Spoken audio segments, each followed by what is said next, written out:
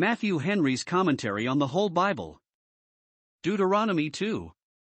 Moses, in this chapter, proceeds in the rehearsal of God's providences concerning Israel in their way to Canaan, yet preserves not the record of anything that happened during their tedious march back to the Red Sea, in which they wore out almost 38 years, but passes that over in silence as a dark time, and makes his narrative to begin again when they faced about towards Canaan, verses 1 to 3, and drew towards the countries that were inhabited, concerning which God here gives them direction. 1.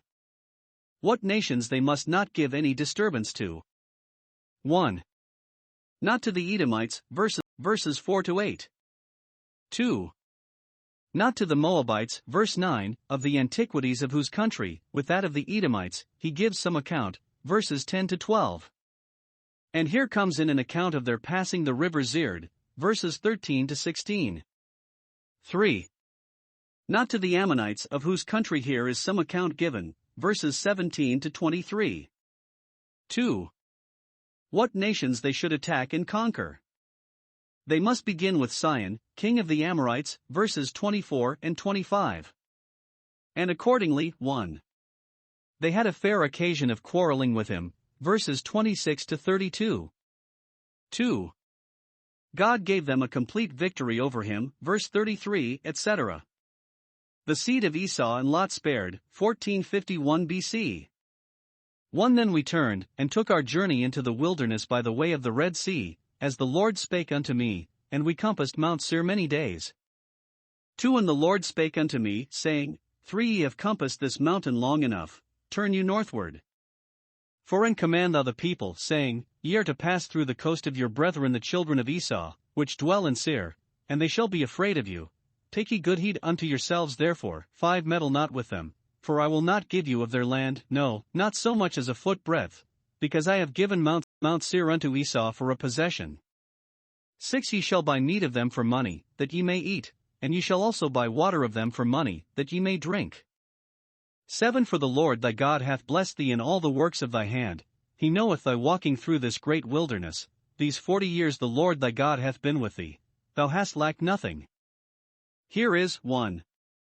A short account of the long stay of Israel in the wilderness. We compassed Mount Seir many days, verse 1. Nearly 38 years they wandered in the deserts of Seir, probably in some of their rests they stayed several years, and never stirred. God by this not only chastised them for their murmuring and unbelief, but 1.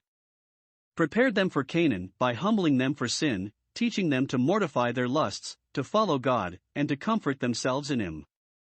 It is a work of time to make souls meet for heaven, and it must be done by a long train of exercises. 2. He prepared the Canaanites for destruction. All this time the measure of their iniquity was filling up, and, though it might have been improved by them as a space to repent in, it was abused by them to the hardening of their hearts. Now that the host of Israel was once repulsed, and after that was so long entangled and seemingly lost in the wilderness, they were secure, and thought the danger was over from that quarter, which would make the next attempt of Israel upon them the more dreadful. 2. Orders given them to turn towards Canaan. Though God contend long, he will not contend forever. Though Israel may be long kept waiting for deliverance or enlargement, it will come at last. The vision is for an appointed time, and at the end it shall speak, and not lie. 3. A charge given them not to annoy the Edomites. 1. They must not offer any hostility to them as enemies. Meddle not with them, verses 4 to 5. 1. They must not improve the advantage they had against them, by the fright they would be put into upon Israel's approach. They shall be afraid of you, knowing your strength and numbers, and the power of God engaged for you, but think not that, because their fears make them an easy prey, you may therefore prey upon them. No, take heed to yourselves. There is need of great caution and a strict government of our own spirits, to keep ourselves from injuring those against whom we have an advantage. Or this caution is given to the princes, they must not only not meddle with the Edomites themselves, but not permit any of the soldiers to meddle with them. 2. They must not avenge upon the Edomites the affront they gave them in refusing them passage through their country, Numbers 20 verse 21. Thus, before God brought Israel to destroy their enemies in Canaan, he taught them to forgive their enemies in Edom. 3. They must not expect to have any part of their land given them for a possession. Mount Seir was already settled upon the Edomites, and they must not, under pretense of God's covenant and conduct, think to seize for themselves all they could lay hands on. Dominion is not founded in grace. God's Israel shall be well placed, but must not expect to be placed alone in the midst of the earth, Isaiah 5 verse 8. 2. They must trade with them as neighbors, buy meat and water of them, and pay for what they bought, verse 6. Religion must never be made a cloak for injustice.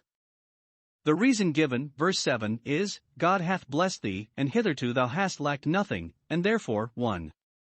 Thou needest not beg, scorn to be beholden to Edomites, when thou hast a God all-sufficient to depend upon.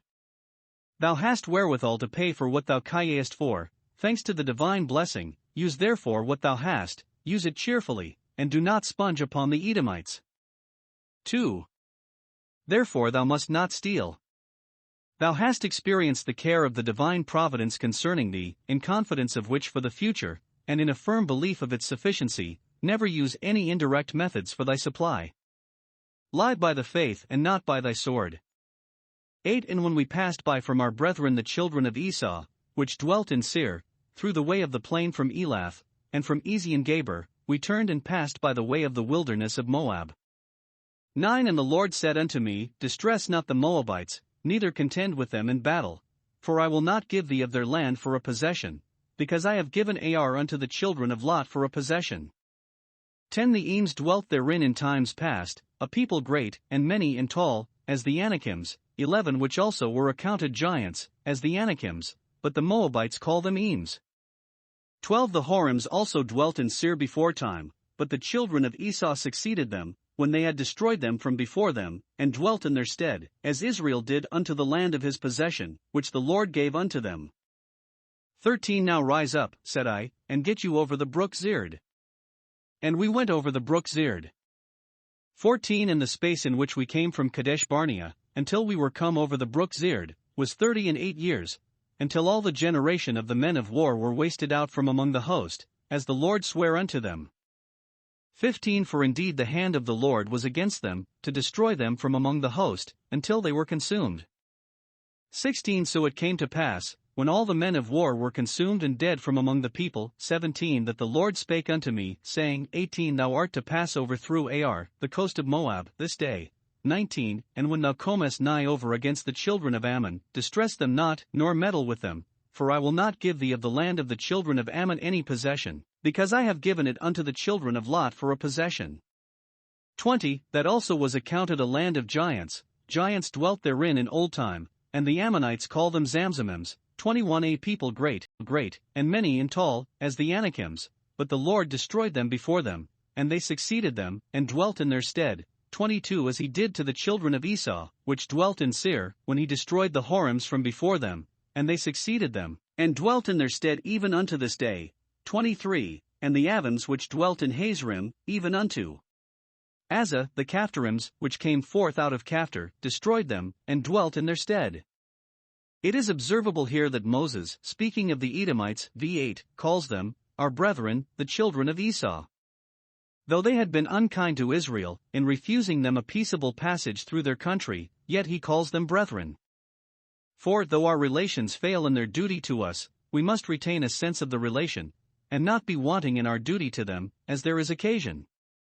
Now in these verses we have 1. The account which Moses gives of the origin of the nations of which he had here occasion to speak, the Moabites, Edomites, and Ammonites. We know very well, from other parts of his history, whose posterity they were, but here he tells us how they came to those countries in which Israel found them. They were not the aborigines, or first planters. But 1. The Moabites dwelt in a country which had belonged to a numerous race of giants, called Emim, that is, terrible ones, as tall as the Anakim, and perhaps more fierce, verses 10 and 11. 2. The Edomites in like manner dispossessed the Horim from Mount Seir, and took their country, verse 12. And again verse 22, of which we read, Genesis 36 verse 20. 3.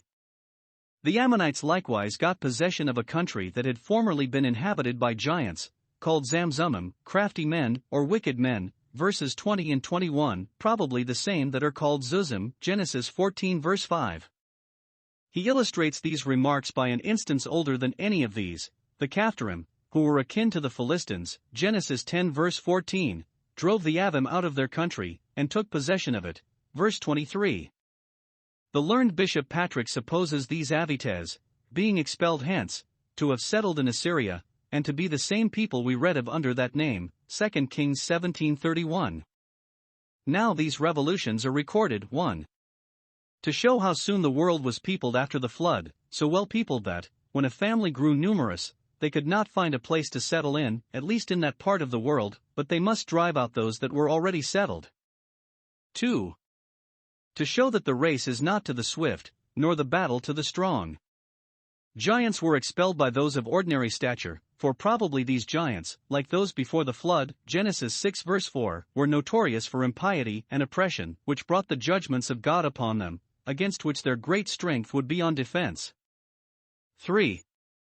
To show what uncertain things worldly possessions are, and how often they change their owners. It was so of old, and ever will be so. Families decline, and from them estates are transferred to families that increase.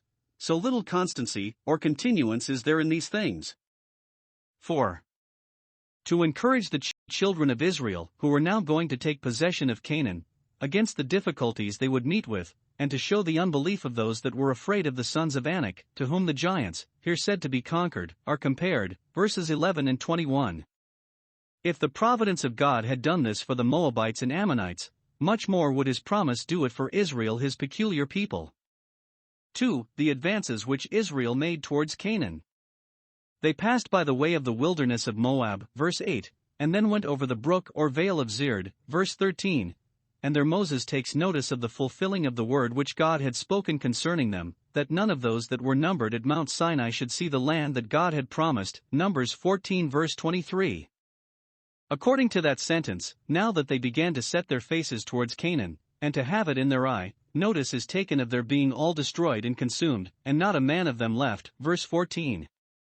Common providence, we may observe, in about 38 years, ordinarily raises a new generation, so that in that time few remain of the old one, but here it was entirely new, and none at all remained but Caleb and Joshua, for indeed the hand of the Lord was against them, verse 15.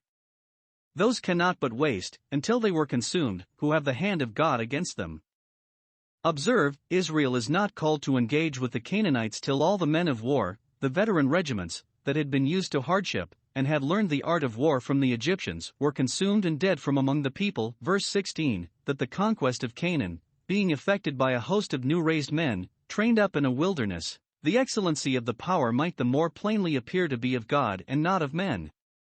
3. The caution given them not to meddle with the Moabites or Ammonites, whom they must not desize, nor so much as disturb in their possessions, distress them not, nor contend with them, verse 9. Though the Moabites aimed to ruin Israel, Numbers 22 verse 6, yet Israel must not aim to ruin them. If others design us a mischief, this will not justify us in designing them a mischief. But why must not the Moabites and Ammonites be meddled with? 1. Because they were the children of Lot, verses 9 and 19, righteous Lot, who kept his integrity in Sodom. Note, children often fare the better in this world for the piety of their ancestors. The seed of the upright, though they degenerate, yet are blessed with temporal good things. 2. Because the land they were possessed of was what God had given them, and he did not design it for Israel. Even wicked men have a right to their worldly possessions, and must not be wronged. The tares are allowed their place in the field, and must not be rooted out until the harvest. God gives and preserves outward blessings to wicked men, to show that these are not the best things, but he has better in store for his own children. History of the Moabites, 1451 BC. 24 Rise ye up, take your journey, and pass over the river Arnon. Behold, I have given into thine hand Sihon the Amorite, king of Heshbon, and his land. Begin to possess it, and contend with him in battle. 25 This day will I begin to put the dread of thee and the fear of thee upon the nations that are under the whole heaven, who shall hear report of thee, and shall tremble, and be in anguish because of thee. 26 And I sent messengers out of the wilderness of Kedemoth unto Sihon king of Heshbon with words of peace, saying, 27 Let me pass through thy land, I will go along by the highway, I will neither turn unto the right hand nor to the left. 28 Thou shalt sell me meat for money, that I may eat, and give me water for money, that I may drink, only I will pass through on my feet. 29 As the children of Esau which dwell in Seir, and the Moabites which dwell in Ar, did unto me winky face until I shall pass over Jordan into the land which the Lord our God giveth us. 30 But Sihon king of Heshbon would not let us pass by him, for the Lord thy God hardened his spirit, and made his heart obstinate, that he might deliver him into thy hand, as appeareth this day. 31 And the Lord said unto me, Behold, I have begun to give Sihon and his land before thee, begin to possess, that thou mayest inherit his land. 32 Then Sihon came out against us, he and all his people, to fight at Jahaz. 33 And the Lord our God delivered him before us, and we smote him, and his sons, and all his people. 34 And we took all his cities at that time, and utterly destroyed the men, and the women, and the little ones, of every city, we left none to remain. 35 Only the cattle we took for a prey unto ourselves, and the spoil of the cities which we took. 36 From Aroer, which is by the brink of the river of Arnon, and from the city that is by the river, even unto Gilead, there was not one city too strong for us, the Lord our God delivered all unto us. 37 Only unto the land of the children of Ammon thou camest not, nor unto any place of the river Jabbok, nor unto the cities in the mountains, nor unto whatsoever the Lord our God forbade us. God having tried the self-denial of his people in forbidding them to meddle with the Moabites and Ammonites, and they having quietly passed by those rich countries, and though superior in number, not made any attack upon them, here he recompenses them for their obedience by giving them possession of the country of Sihon king of the Amorites. If we forbear what God forbids, we shall receive what he promises, and shall be no losers at last by our obedience, though it may seem for the present to be to our loss. Wrong not others, and God shall right thee. 1. God gives them commission to seize upon the country of Sihon king of Heshbon, verses 24 and 25. This was then God's way of disposing of kingdoms, but such particular grants are not now either to be expected or pretended. In this commission observe, 1. Though God assured them that the land should be their own, yet they must bestir themselves, and contend in battle with the enemy. What God gives we must endeavor to get. 2. God promises that when they fight he will fight for them. Do you begin to possess it, and I will begin to put the dread of you upon them. God would dispirit the enemy, and so destroy them, would magnify Israel, and so terrify all those against whom they were commissioned. See Exodus 15 verse 14. 2. Moses sends to Sihon a message of peace, and only begs a passage through his land, with a promise to give his country no disturbance, but the advantage of trading for ready money with so great a body, verses 26 to 29. Moses herein did neither disobey God, who bade him contend with Sihon, nor dissemble with Sihon, but doubtless it was by divine direction that he did it, that Sihon might be left inexcusable, though God hardened his heart. This may illustrate the method of God's dealing with those to whom he gives his gospel, but does not give grace to believe it. 3. Sihon began the war, verse 32, God having made his heart obstinate, and hidden from his eyes the thing that belonged to his peace, verse 30, that he might deliver him into the hand of Israel. Those that meddle with the people of God meddle to their own hurt, and God sometimes ruins his enemies by their own resolves. See Micah 4 verses 11 to 13, Revelation 16 verse 14. 4. Israel was victorious. 1. They put all the Amorites to the sword, men, women, and children, verses 33 and 34, this they did as the executioners of God's wrath. Now the measure of the Amorites' iniquity was full, Genesis 15 verse 16, and the longer it was in the filling the sorer was the reckoning at last. This was one of the devoted nations. They died, not as Israel's enemies, but as sacrifices to divine justice, in the offering of which sacrifices Israel was employed, as a kingdom of priests. The case being therefore extraordinary, it ought not to be drawn into a precedent for military executions, which make no distinction, and give no quarter. Those will have judgment without mercy that show no mercy. 2. They took possession of all they had, their cities, verse 34, their goods, verse 35, and their land, verse 36. The wealth of the sinner is laid up for the just. What a new world did Israel now come into! Most of them were born, and had lived all their days, in a vast howling wilderness, where they knew not what either fields or cities were, had no houses to dwell in, and neither sowed nor reaped, and now of a sudden to become masters of a country so well built, so well husbanded, this made them amends for their long waiting, and yet it was but the earnest of a great deal more. Much more joyful will the change be which holy souls will experience when they remove out of the wilderness of this world to the better country, that is, the heavenly, to the city that has foundations.